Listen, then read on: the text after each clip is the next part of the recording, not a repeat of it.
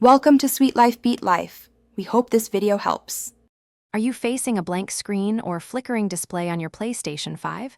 Don't worry, many HDMI issues can be fixed without ever taking your console apart. Often, the problem stems from loose cables, minor software glitches, or even just dust buildup. This simple guide will walk you through effective, safe steps to get your gaming back on track quickly.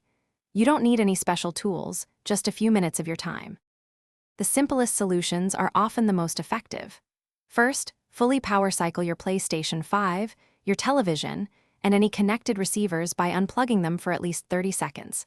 Then, firmly reseat your HDMI cable into both the console's port and your TV's input. Also, double-check that you're using a certified high-speed HDMI 2.1 cable. A loose connection or outdated cable is a frequent cause of display problems.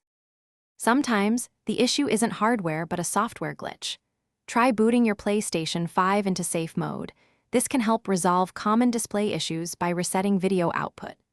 Once in the system menu, check and adjust your display resolution settings, especially if you're seeing flickering or no signal.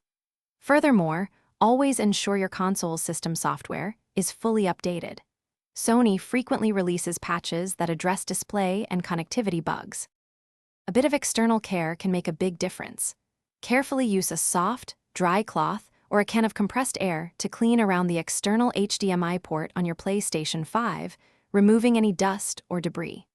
Next, try swapping out your current HDMI cable for a different one you know works well. It's also wise to test your console on a different HDMI input on your TV or even on a completely different television set to isolate the problem. If you've tried all these external troubleshooting steps and your PlayStation 5 still isn't displaying correctly, it likely points to an internal hardware issue. At this point, it's crucial not to attempt opening your console yourself, as this can easily void your warranty and potentially cause irreversible damage. Your best course of action is to contact PlayStation support or find a certified, reputable repair service. They have the specialized tools and expertise to diagnose and safely fix internal port damage. Thanks for watching. Consider subscribing if we helped you.